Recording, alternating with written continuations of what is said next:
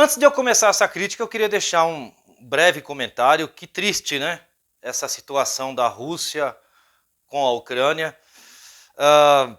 Em tempos de hoje, né, as coisas ainda se resolvem em guerra, em massacre.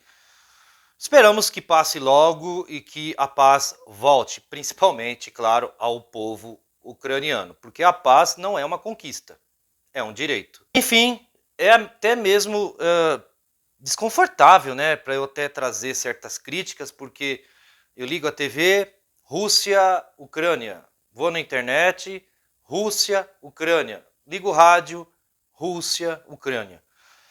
É muito ruim mesmo, muito triste. Bom, resumindo, repito, espere que passe logo e que tudo volte ao normal. Hoje eu vou falar de um clássico de terror, sendo porque eu acho que merece, né, espaço aqui no canal. É um catálogo, claro, mas não deixa de ser um baita filme. Recentemente a Netflix acabou lançando O Massacre da Serra Elétrica, O Retorno de Leatherface. Depois de uns dias eu reassisti o primeiro filme de 74. E olha, eu fazia tempo que eu não tinha visto, hein? Me impressionou. Chega de enrolação, será uma crítica com spoilers. Então não esperem eu esconder o jogo aqui, é um filme muito antigo, mas repito, né? Algumas coisas têm que ser trazidas às claras aqui. Roda a vinheta. O Massacre da Serra Elétrica, de 1974.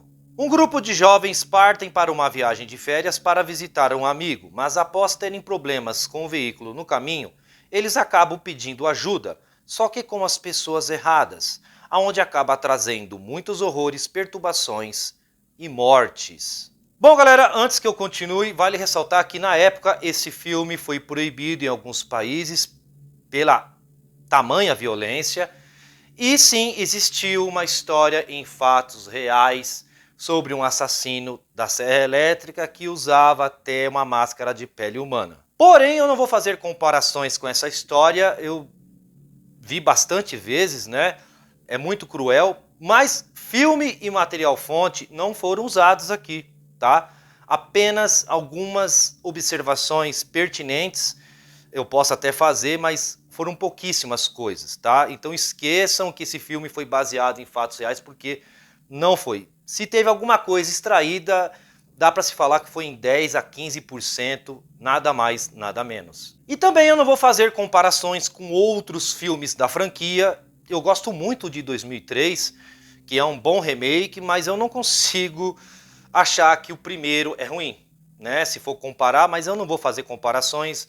E depois este da Netflix que acabou saindo, a franquia meio que ficou bagunçada, né? Você meio que é obrigado a descartar outros filmes que foram feitos. E há alguns remakes aqui bem cachorros que em vez de nos assustar, só fez a gente rir. E por último, é um filme de terror, mas não é todo mundo que abraça, que encara. Há um público reservado.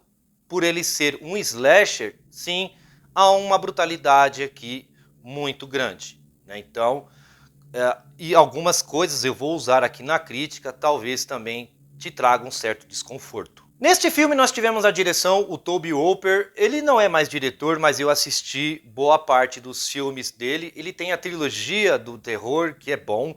Ele tem Pague para Entrar, Reze para Sair, que é outro clássico. Ele foi responsável por Poltergeist, que apesar de ser ficção, traz um bom suspense e consegue nos assustar. E ele foi responsável pelo Massacre da Serra Elétrica de 1986, que não é melhor que o primeiro de 74, que é o original, mas convence. E entre em outras obras, sim, ele conhece bem o território, gênero de terror. Ele usa um recurso aqui que é a brutalidade, às vezes extrapola um pouco, mas funciona porque sim, trata-se de um slasher. E não só neste filme, e em outros ele consegue manipular bem a narrativa para conduzir as nossas reações. Ele usa sempre começos ali trazendo certas dúvidas, algumas ceninhas que não chegam a nos assustar, mas tira um pouquinho a gente, né, daquela zona de conforto, e depois ele consegue trazer um bom ritmo horripilante. O primeiro ato desse filme é muito interessante porque começa numa vibe bem lenta, bem animada, comum nos filmes de terror. De repente o diretor ele coloca uma cena bem desconfortável, que vai mexer com o seu psicológico. Não chega a ser uma cena de horror, mas é bem psicótica, que vai te puxar automaticamente para dentro do filme, onde você vai ficar até curioso, ok?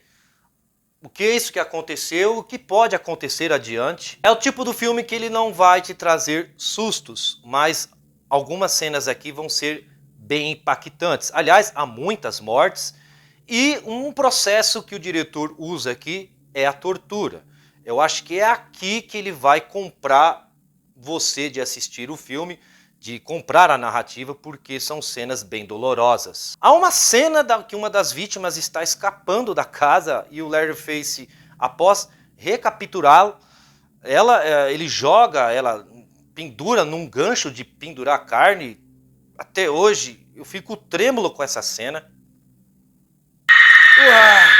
São cenas meio difíceis de a gente digerir, porque as matanças têm esse processo que cria esse ritmo que antecede, então meio que é difícil de você encarar. São algumas cenas bem monstruosas aqui. Algumas mortes aqui não são inventivas, mas muita coisa nos convence pela imersão dos acontecimentos, e isso eu me refiro às vítimas, né? Elas conseguem transmitir com super realidade do que estão passando. Há algumas aqui que o diretor faz questão de jogar a câmera na cara delas e é agonizante, mas ao mesmo tempo ele consegue explorar bem toda a dor que as vítimas estão passando e conseguem jogar na nossa cara. Eu gosto do ambiente aqui, da construção, principalmente dentro da casa, é bem nefasto, é bem maligno, é uma coisa bem obscura e isso ajuda a dar uma acentuada no tom. A montagem aqui ela é meio segmentada, sempre tem uma pessoa entrando na casa, logicamente ela vai ser torturada e morrer,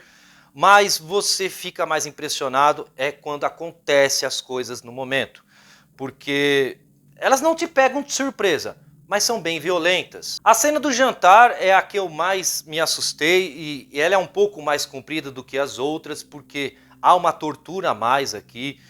E com certeza ela vai mexer com o seu psicológico do que já estava mexendo durante boa parte da história. Acaba sendo sinistro e macabro e, claro, repito, muito doloroso, vai doer em você também. E quando uma das personagens, e a única, acaba escapando, você meio que sente um alívio, né? O filme ele tenta ser o tempo todo cruel, mas no final ele acaba presenteando com uma escapada e isso acaba nos servindo, né, como uma espécie de respiro. E é uma cena que é meio clichêzão, né, porque ela escapa ali, ela acaba indo para a estrada, o Leatherface correndo atrás dela com a serra elétrica, mas mesmo ela escapando, você consegue sentir o tom e o ritmo das coisas aqui.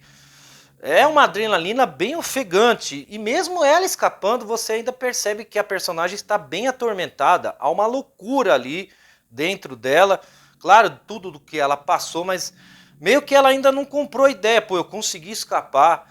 É um filme que consegue ser original do começo ao fim. É o tipo do final que não consegue ser bom o suficiente na sua construção, mas ele consegue te convencer pela sensação. Começando pelo elenco, a Marilyn Bruce é aqui, eu destaco aqui, as suas interpretações são super realistas. Eu gosto quando o filme explora as emoções, claro, de dor da personagem.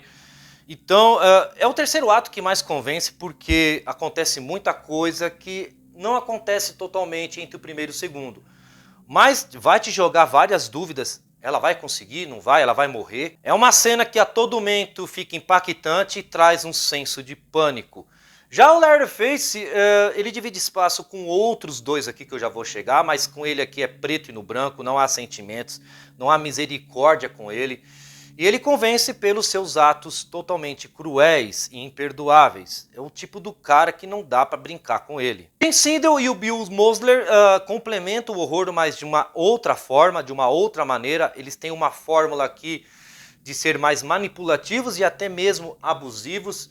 São dois lunáticos psicóticos, mas eles dão um bom empurrão quando o terror está presente aqui. O Massacre da Serra Elétrica de 1974 é violento, perturbador, um pouco incômodo, mas tem um bom ritmo e um bom tom consistente.